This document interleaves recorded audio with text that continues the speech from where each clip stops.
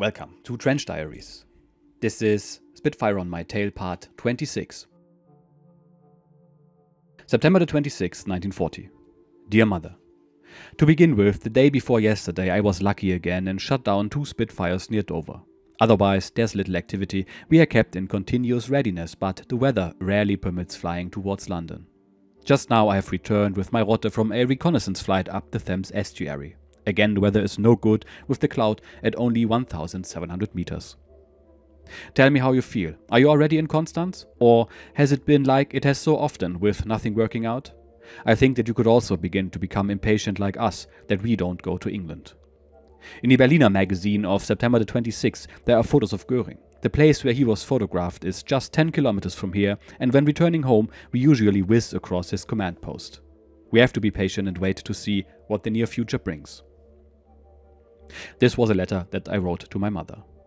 Now, we were back in the action, and on this occasion I was in agreement with Kühle's tactics. I can still see these events as though they were only a few days ago. We were approaching Dover when we saw a whole squadron of Spitfires spread out in line astern with a weaver on either side at the back. They were so well defined against the blue-green of the sea that we couldn't have missed them. Kühle instructed me to take one of the weavers, and he said that he'd take care of the other. When the rest of our squadron saw that this was accomplished, they could then pick their own targets. These were good tactics. The weavers were there to protect the rear of the flight, and if they could be taken out without raising the alarm, there would be a good chance of the rest of the squadron bagging the majority of the enemy aircraft. This is what was so foolish about flying this kind of formation. We peeled away and I began to position the Yellow 2. The red ring of my Revy gun sight was projected onto the windscreen, and I'd already flipped the trigger for the guns over to be ready with both the nose guns and the cannon in the wings. Gradually, the Spitfire filled the ring of the sight, and I increased the pressure on the triggers. 4 lines of tracer hosed out towards the target, and I saw strikes, the aircraft spinning away. Rather than chase it, I altered course slightly and went for the next line. Again, I saw hits before I broke away. Kühle wasn't so fortunate. His target, whether more alert or pre-warned, dived away, and Kühle was unable to get in any decisive shots. However, I claimed my weaver but was told on return to base that the second aircraft had gone down too, this having been witnessed by Kühle and some of the others. September the 27th was a day I'll never forget. The first time I had to lead a Gruppe. I had written the brief details to my mother in a letter, but I'd rather cover it in much more depth this way. We had taken off at 12:30, but over the channel first one squadron leader and then the group leader had turned back with problems. I was left to lead the small Gruppe. Because of the losses there were only 13 fighters from the 3 squadrons, but for me that was some responsibility. From our squadron we had 4 pilots who I had come to know well and myself. I now had 3.5 years of flying experience and over 100 sorties over England under my belt. A real veteran. I had 2 wingmen, Feldwebel Sigi Voss, a quiet, unassuming man with 4 years experience and a gentle hand with my dogs, and Feldwebel Lothar Schiefer-Höfer, a more proud Prussian type who had a ready wit and a bright sparkle in his eyes, always laughing. They were my Rotte. The other Rottenführer was Karl Rüttger, a sturdy Westphalian, always a little reserved but the most experienced pilot. His Rottenhund was Unteroffizier Kurt Wolf, a sharp-witted youngster whose reactions in conversation were as sharp as those in the air. He always had the answer. But with only 3 years' experience, he was the junior to the outfit. It was only with such a crew that I could do what I did that day high over London. After the squadron leader and then the Gruppenführer had turned back, I had assumed command and remained on course for our assigned duty. The rest of the small formation was made up of other squadrons from the wing, the rather sad remnants of a once powerful fighting force.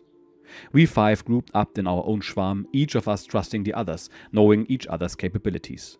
The others grouped up as best they could as we climbed towards the target area. Suddenly, all was action and confusion. From nowhere, 30 to 40 Hurricanes and Spitfires were tearing towards us, a wall of aircraft. I took the decision that the best defense was a good offense and ordered my pilots to hold and attack, not to break and run. My schwarm stayed with me, but the elements of the other squadrons broke away much to the advantage of the British fighters. Then I gave the order, turn and climb, turn and climb. I forced the stick against my leg as I brought Yellow 2 into a hard aileron turn with lots of rudder and then heaved back to get the nose up into the climb. I felt the force of gravity starting to act on my body and knew that unless the force increased, I wasn't pulling the nose up enough for the climb. Quickly my arms became heavy and my head began to crush down on my neck as I increased the turn and climb, my whole body being squeezed in the steel seat in the cockpit. We were close to stalling, but we had to keep the turn going, impossibly tight, the slats on the leading edges of the wings snapping in and out automatically as the airflow reached critically low speeds. But still, we had to turn harder and climb, the G-force draining the blood from my head and a dark haze beginning to encroach on my peripheral vision, graying out, the precursor to a complete blackout. It would have been easier to have broken out and made a run for it, but I was sure that our salvation lay in our present position. The British fighters were coming down at high speed and trying to latch onto our tails, but they had no chance. Because of their speed, there was no way that they could have cut inside our upward curving spiral to achieve a good deflection shot. One after another they hurtled past to try and climb for another attack, but we kept our nerve. Every so often I would break in on the radio, stay with me, turn and climb, they can't get us if we keep it tight. Slowly, oh so slowly, we climbed up from about 7,000 meters, trying to reach our service ceiling before attempting the breakout. Sometimes one of the enemy would cross our sides and we would fire, but it was a very dangerous thing to do. We were so close to stalling that the recoil of the guns made the aircraft wobble badly and brought us closer to dropping out of the sky.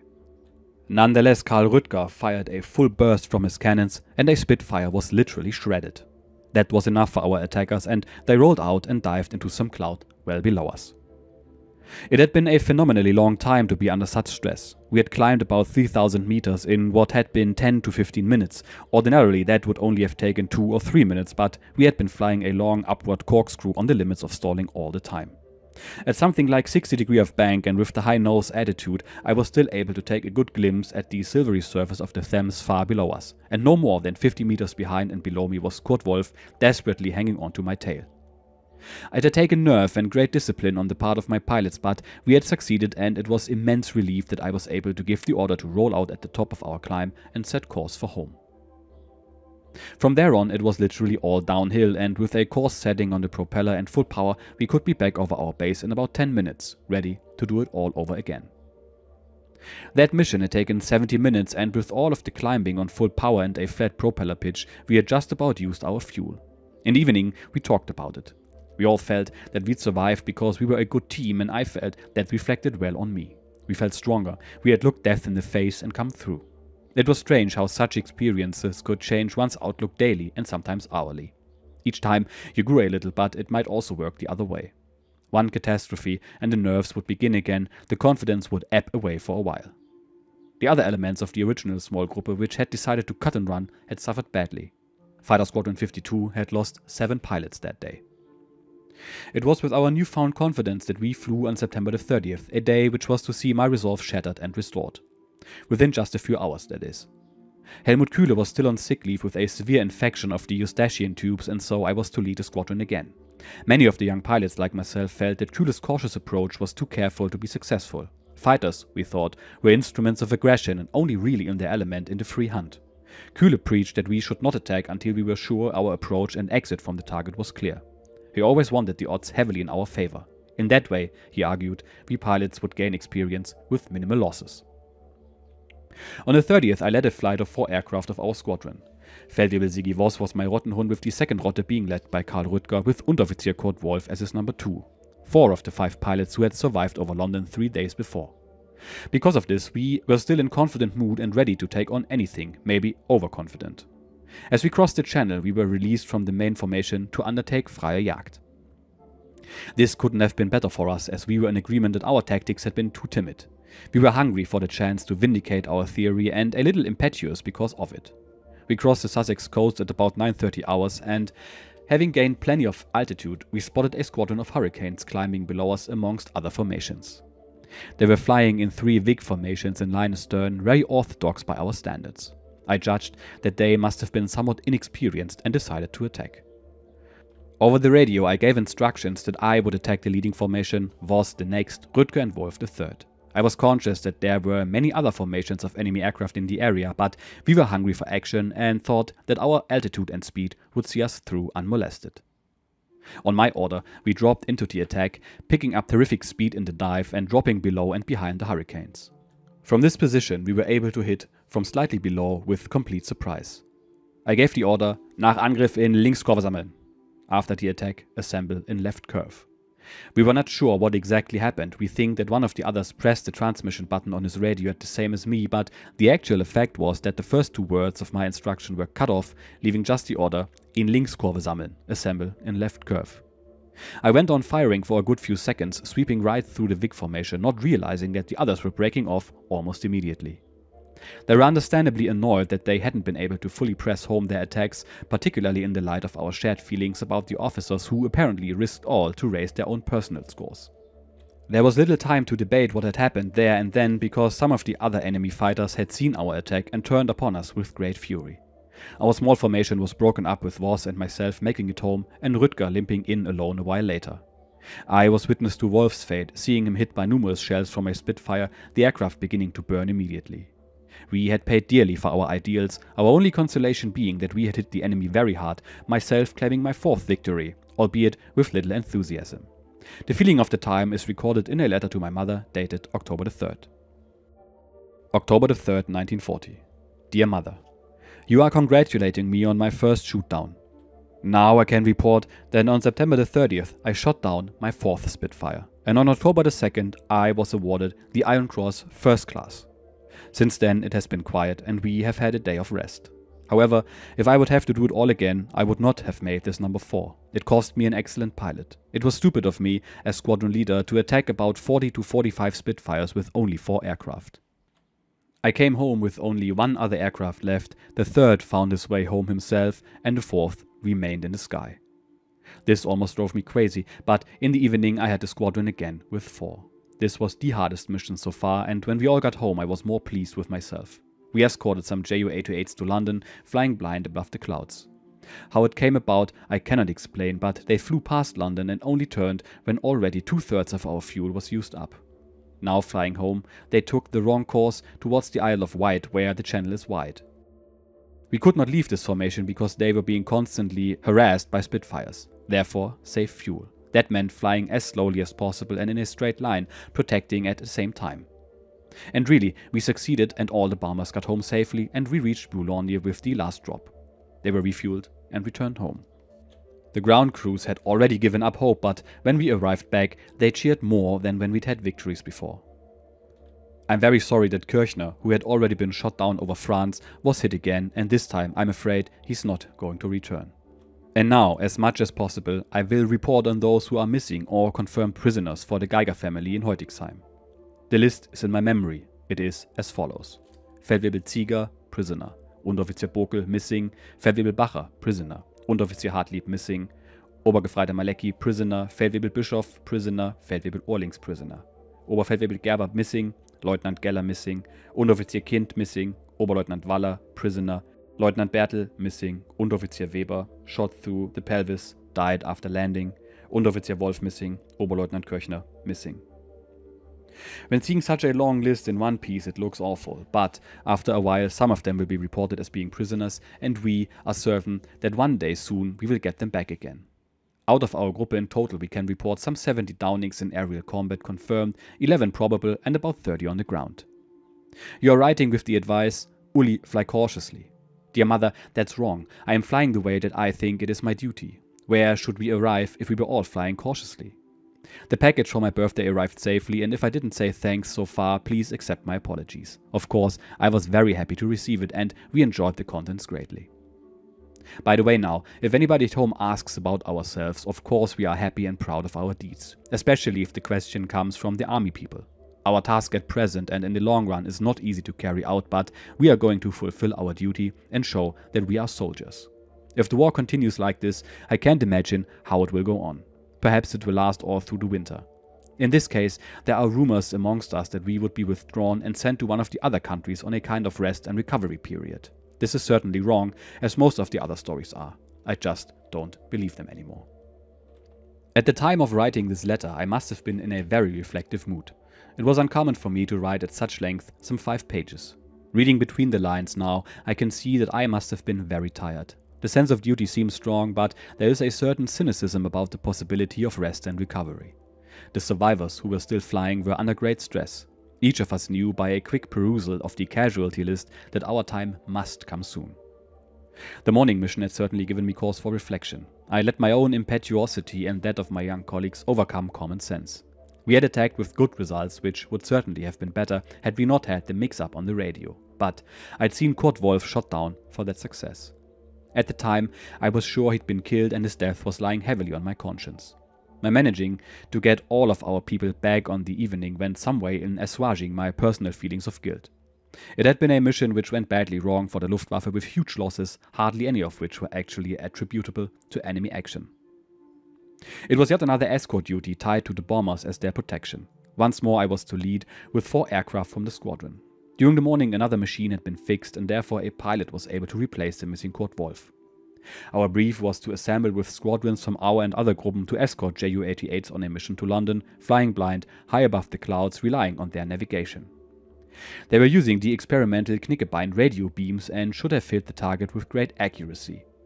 I don't know how it happened, but we missed London completely, passing it somewhere to the left. It was almost certainly a case that the leading bomber had flown down the beam on course but had missed the crossing beam which warned him that he was almost on target.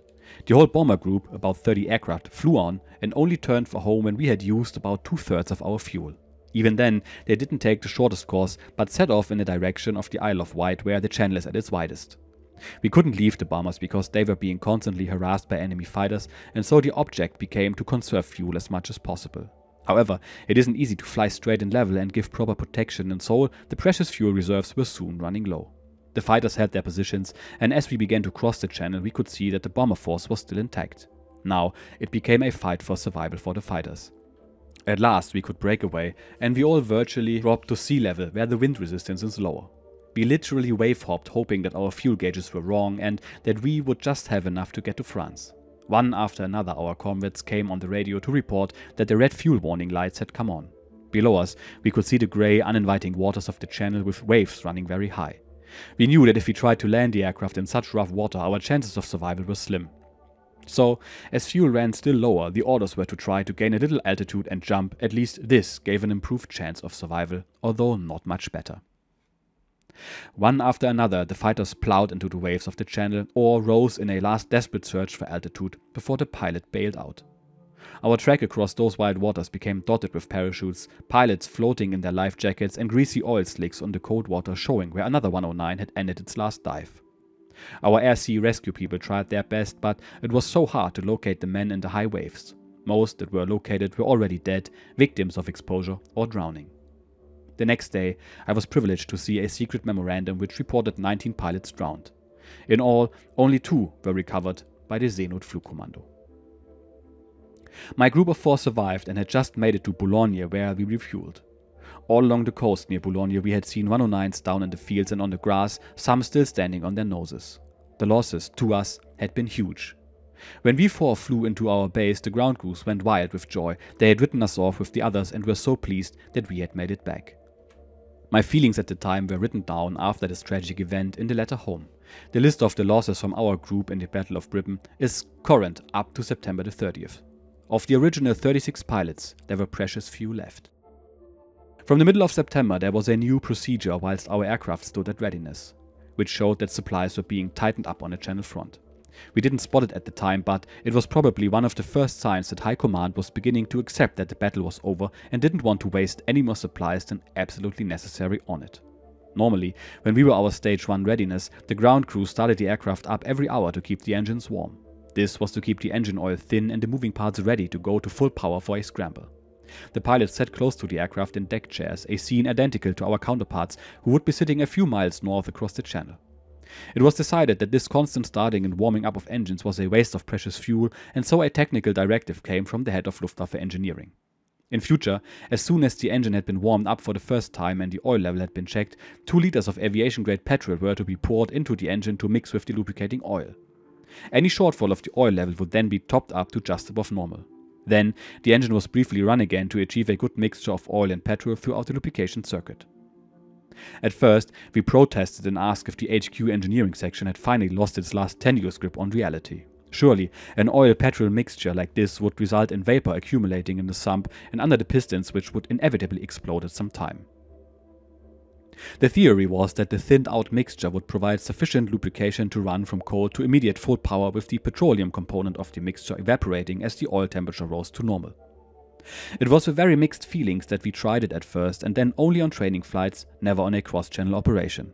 But it soon became apparent that there were no adverse effects and it was accepted as routine.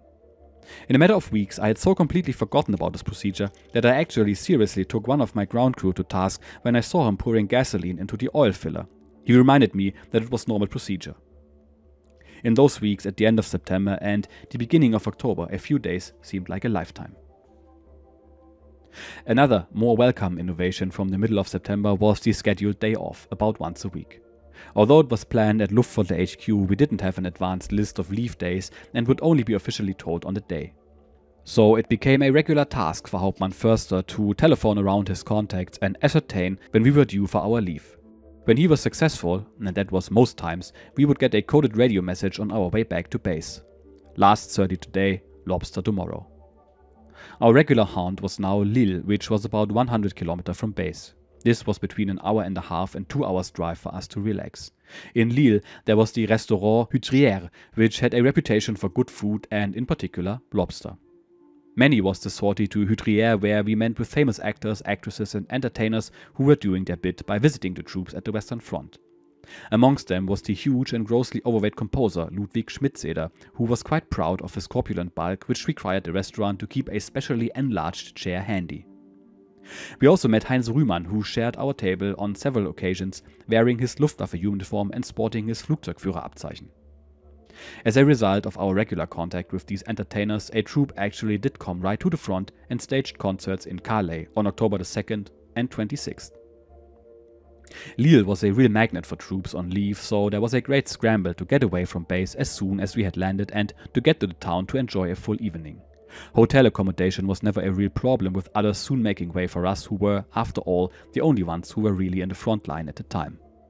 The few days we managed to snatch in Lille were some of the most memorable of my time at Coquel and were always anticipated with great excitement. Indeed, when we received Hauptmann Förster's radio message, the radio channel would dissolve into chaos worse than when encountering the enemy. Kühle, for instance, would pass a message to his driver to meet us on landing, literally as we jumped down from our aircraft.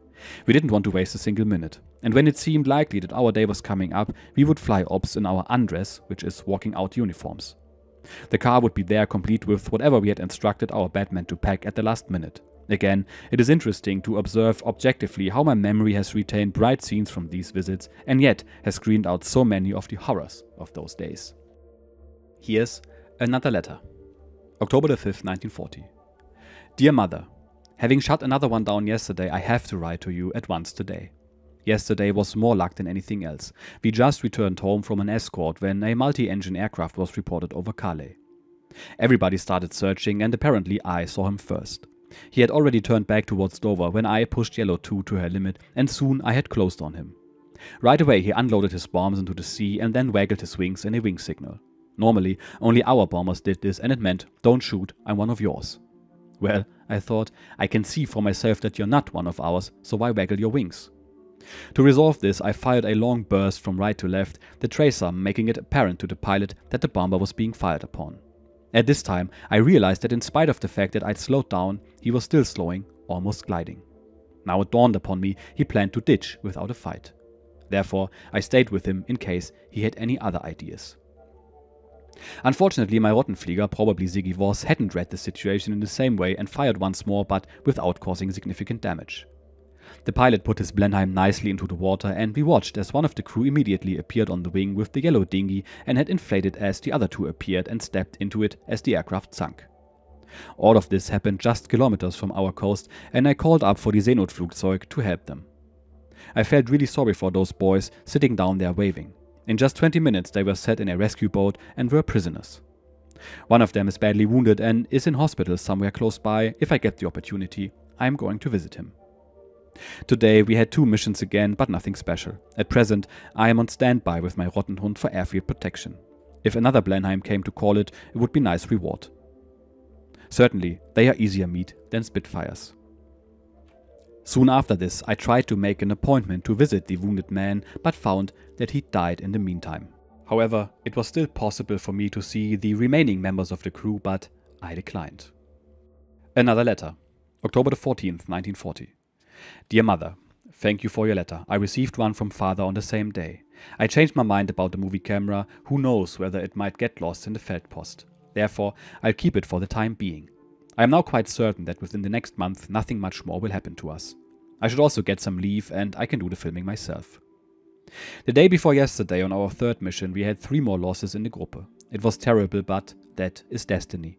My wingman was also caught. Myself, I had all 4 weapons jammed. Can you imagine what a wonderful feeling it is when you want to shoot a Spitfire off of the tail of a comrade? One presses the button and nothing shoots. Afterwards, all alone, I had to get moving and got back with 2 hits. Which was wonderful, if you can imagine. These are black days, but on the other hand, next time we'll get some of them. This time I donated at least 250 machine gun rounds and some 50 cannon shells. As the war is not going to end this year, let's hope for some leave. My reasons for not sending the camera through the Feldpost weren't wholly true. Certainly, there was some risk, but the real reason was that I had been talking to Kühle and Ewald about installing one of the cameras in the aircraft as a gun camera. I had come up with the idea that I could link a camera to the triggers of the aircraft's weapons so that the camera would roll as I fired. This was not to record my own personal victories, but to add an element of the action to our film Kriegstagebuch. They had agreed after I had been at great lengths to show that it could be done and had my Waffenwart, which is the armorer, confirm it. He said he would mount it inside the canopy in a position that would not obstruct my vision or access to the Revi gun sight. The fact that this camera was electrically powered simplified the trigger mechanism. It would be linked in with the wiring which actuated the nose guns, controlled by the top button on the column. We got the go-ahead and the Waffenwart began installing the camera in Yellow 2, but this was interrupted by the arrival of a new aircraft for me, Yellow 8. So what fittings had already been made up for Yellow 2 were now removed and rejigged to fit 8. The main problem was to construct a mounting which held the camera firmly but which absorbed the natural vibration in the airframe. It was a problem we didn't have time to solve as events overtook this innovative idea. On October the 12th, as I had written to my mother, we had sustained another 3 losses in the Gruppe. I had lost my Rottenhund Siggy Voss, and what was so galling was that I had been in a position to help, but my weapons failed. Frightened and seething with frustration and anger, I returned to Coquel, rehearsing the dressing down I was going to unleash on the Waffenwart.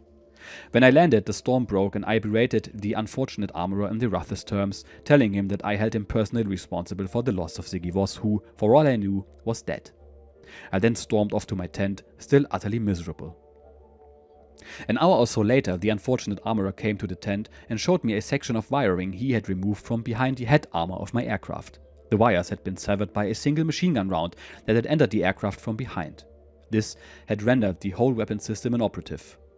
I duly apologized to the Waffenwart, but still felt the loss of another member of the squadron acutely. It was also a disquieting thought to realize how close that bullet had come to my head. October the 19th, 1940. Dear Father, from now on I am going to write to your address. First, I would like you to understand why I didn't send the movie camera. You know how things get lost in the Feldpost and I don't want to take the risk. Anyhow, according to my estimate, we should soon be due for leave. The weather here over the last few days is terrible and we frequently sit around feeling useless. Certainly, we shall have to spend the winter getting the level up the dam again. We therefore believe that during the winter period we will be rotated to a place where we can train. All the young pilots we get have so much to learn, we just can't take them along without taking a 50% risk of losing them on their first mission. In our Gruppe, there are only 12 left from the old crew. We frequently fly missions with only 8 or 9 aircraft mustered from the whole Gruppe, a small force but still full of fight. If we are to rebuild, then a certain critical nucleus is required as a core, and for this our Gruppe shouldn't get any smaller. The British have in part a new engine in their Spitfires and our Me-109 can hardly keep up with it. We have also made improvements and have also some new engines, but there is no more talk of absolute superiority. The other day we tangled with these new Spitfires and had 3 losses against 1 success. I got into deep trouble myself and my Rottenhund Siggy Voss was shot down. I ended up against 2 Spitfires with all weapons jammed. There was no alternative but to get the hell out of there. When I got back, I found 3 hits, fortunately none of them in any vital spots. First I was quite shocked, this being the first mission in my new 8, but now I feel quite at home. You now have Mother visiting. I fear that after a while she may become bored because the service won't allow much private time for you. I myself would like to come and visit. Perhaps it will come true. Who knows what is planned and what is not. I only hope. We were now beginning to feel the effects of being constantly mauled by the RAF. Instead of the promised reduction in fighter opposition over England, we were meeting ever more spirited attacks by the Spitfires and Hurricanes, whereas we, still in the front line, were slowly but inexorably bleeding to death. It was not untypical of the pilots in our Gruppe, and I had recorded over 150 missions over the channel. On one day alone, I flew on 7 sorties. Typically a day would run from 7 AM to 6 PM. Running with the practiced efficiency of the Deutsche Reichsbahn, and just like passengers waiting for their scheduled service, the Spitfires would be on station waiting for the next wave. It was stupid to fly a schedule like this, it just handed us to the enemy on a plate. As we approached, the British would be climbing to their patrol height, by now well above our service ceiling, and then, after waiting for us to turn, they'd come scything down through us, hacking off the Kaczmareks and the lame ducks. Then they would continue down to refuel and rearm and be up ready for the next wave, which would obligingly come along in 20 minutes, and again the slaughter would begin.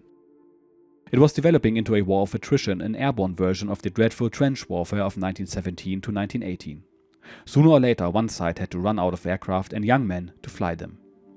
Given that we spent 60% of our flying time over hostile territory and that London was invariably the target, necessitating maximum range penetrations, the odds were well and truly stacked against us. Time was now against us, and time was running out. In the early morning of October the 27th, I gradually awoke and forced myself to sit up in my camp bed. The tent smelled musty, and the damp cold of October began to sap the comfortable warmth from my body. With some effort, I pulled the coarse blankets back and shambled over to the makeshift washstand and tried to freshen up. As I shaved, I examined my hollow cheeks and sunken eyes. When would my time come? Shivering a little from cold and fatigue, I pulled my uniform trousers on over my thick flannel pajama trousers, the warmest underwear I had. Kühle was already up and about, the blankets on his bed turned back to air. Next to that was an empty space where Hinak Waller had slept. Now came the churning in the stomach as the acid bile began to flood in, the sickening feeling in the throat, and the sudden uncontrollable shudders as images of air battles and near misses momentarily flicker in consciousness. Hinak Waller falling from a stricken aircraft, Spitfires firing countless rounds in Ziggy Voss's aircraft as I impotently jabbed at my gun buttons. Messerschmitts plowing into the turbulent green channel, a dead Oberleutnant in the blood-soaked cockpit of his 109. How much more could we take?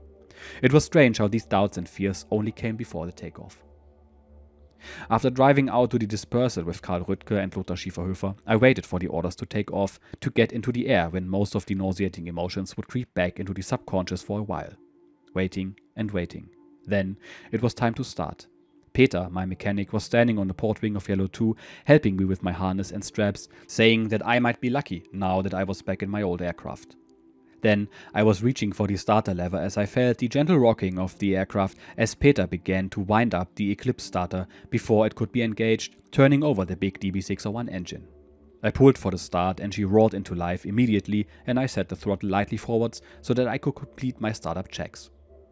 All 8 remaining 109s were running now at their different dispersals, and we began to taxi out for takeoff, the pathetic remnants of a whole fighter group. Glancing around me, I pushed the throttle to full power and felt the aircraft accelerate, the tail coming up almost immediately. Bumping over the rough field, we bounced a little, and I felt I become light as we lifted clear of the earth. Retracting the gear, I waited just a few moments whilst the airspeed increased, then eased back with the stick, and we were now climbing away nicely. The churning in the stomach had stopped now. Everything was under control. Check the position of the other aircraft, begin to tighten up into a formation for the climb. Be back for breakfast in about an hour. But I should never return from this flight. Here's the letter that Kühle wrote to my parents. Oberleutnant Kühle, to Herrn Wilhelm Steinhilper, Heutigsheim bei Stuttgart. Dear Herr Steinhilper, as Deputy Group Commander, I have to inform you that your son, Ulrich Steinhilper, did not return from a sortie against England on October the 27th. There is hope that he is a prisoner of war because I was in radio contact with him shortly before his emergency landing. At this moment, his loss is irreplaceable for the Gruppe. As squadron leader, I fought many air battles with your son, and I estimate his capabilities as an officer and a fighter pilot as exceptional. Not forgetting his own individual carefree vigor, which brought him very close to me. We all hope with you that soon there will be information about him being in English custody. I send regards to you and Frau Steinhilper. Heil Hitler, Helmut Kühle. News of myself being a prisoner was not forthcoming, and it's difficult to conjure up my parents' distress, not knowing if I was alive or dead, until February the 5th of 1941. By this time, they had almost learned to live with the idea that I was, in fact, lost. Every day they looked at the picture of me in my summer uniform, which hung in the old schoolhouse in Heutigsheim, surrounded by a black ribbon, fearing the worst. October the 27th was the last mission in the Battle of Britain for Fighter Squadron 52. Following the loss of myself and Lothar Schiefer-Höfer from the 3rd Squadron and Gefreiter Bott from the 2nd Squadron, the group was withdrawn from the line and sent to Antwerp and then on to Krefeld for refitting, rest and training. There is no doubt in my mind that the RAF broke the back and the spirit of the Luftwaffe in the Battle of Britain. When the group started out, it had 36 pilots, none of whom had less than 3 years' experience. By October, there were just 4 of those left. The invasion of England was stopped, and the loss of experienced crews and bombers, dive bombers, destroyers and fighters was irreplaceable. During the build-up, which followed, the machines were replaced, but the experience of the pilots who were lost in the summer of 1940 could not be manufactured. The Luftwaffe never really regained its balance. Epilogue. Phoenix. Late in the afternoon and into the evening of October the 27th, 1940, the wet drizzle blew in the wind across the marshland at Saar. It was cold, and only the very curious braved the weather to look in the blackened patch of grass and the hole where Yellow 2 had finished her last dive. Large pieces of wreckage like the wings and tail section lay on the wet grass, surrounded by mangled pieces of aluminum and scattered rounds of 20mm ammunition. Small boys made their way over the marsh to look at the scene and try to snatch a piece of the Jerry plane. An army guard was mounted until the RAF maintenance unit trudged warily across the sodden ground to survey the crash site. The opinion was that the main bulk of the aircraft was too far into the ground to warrant any attempt to recover it, and so only the surface wreckage was cleared away. Slowly the blackened hole became filled, and soon the coarse marsh grass grew over the blackened patch. Yellow 2 slept peacefully for 40 years. In 1980, the dedicated work of a 5-year search by members of the Kent Battle of Britain Museum Recovery Group was rewarded. The deep-seeking echoes of a powerful metal detector began to excite the aluminum molecules of Yellow 2. The piece of 40 years' obscurity was over. In a final effort to locate the aircraft, Mike Llewellyn and the Battle of Britain Museum team had enlisted the help of the Rochester-based Territorial Army Bomb Disposal, now Explosive Ordnance Disposal, under the leadership of a captain, now Major Spencer Henry. Equipped with metal detectors of various shapes, sizes and power, the team began the last leg of the search for the aircraft. For 5 years they had patiently searched the area, knocking on hundreds of doors and always asking the same question. Could you tell me if you lived in this area in 1940? Do you remember an aircraft coming down near here? Gradually the search area was narrowed down to one large field by Saar Pen, and the last sweep was made. After so long, the contact was made and a digger brought in. On October the 26th, 1980, 40 years, all but a day from the actual day of the crash, Yellow 2 was to see daylight again. As was the practice, the location of the aircraft was carefully marked out and then a hole sunk beside it. After a few meters, the dig was carefully extended sideways towards the location of the wreck. As the thick clay was scraped away, a long section of fuselage was exposed. Even the open radio edge could be made out. The damage seemed minimal. Mike Llewellyn was overjoyed. It looked like the first time they were going to recover a near-complete fuselage. The hole was excavated further down and more was exposed. Then, disappointment. The huge weight and momentum of the Daimler-Benz 601 engine had torn free from the airframe and continued deeper into the clay, tearing the aircraft open as it went. From the cockpit area forward was just a tangled mass of wreckage. The engine lay 2 or 3 meters further down. Eventually, the great motor, which all those years before had seized up and forced Ulrich to bail out, was lifted from the clay and loaded onto a lorry ready for its last journey. Along with it went most of the rear fuselage, the cockpit area, many panels and fittings, and 1,000 rounds of unfired ammunition for each of the 7.92mm MG-17 machine guns which had been mounted in the nose of Yellow 2. All of this would have to be cleaned and preserved, ready for the museum, as it is only now that the aircraft is to be put on show at the Kent Battle of Britain Museum at Hocking. It is an impressive sight and probably the most complete example of a Bf-109E that has been recovered from a land crash site. For Ulrich, left injured on the wet marshes of Kent, waiting for inevitable capture, a new and sometimes terrifying episode in his life was about to begin. One that would lead him through the rigors of interrogation camp and overseas to Canada and the challenges of escape. But that, as they say, is another story. And there we are. We have come full circle to the prologue of the book, and Uli has been shot down. What a story it was up until this point. I found the differences between German and British operational planning most interesting. While the British pilots were rotated to get some leave from time to time, the Germans had to fly up to 7 sorties per day, every day. This will grind everyone down, and the singular leave days were too little, too late. Even though Uli was living the life and met some esteemed celebrities of the time, among them the absolute unit that was Ludwig Schmitzeder, as well as the legendary Heinz Rühmann. As for Uli's fate, he was a POW in Canada and quite the escape artist actually. His exploits there are detailed in the second book, 10 Minutes to Buffalo. He tried to escape no less than 5 times, making it as far as New York once. He was repatriated to Germany in 1946, and after working odd jobs, he actually started working for IBM. In fact, he is credited as coining the term word processing for digital text editing, and as such created something which we use every day.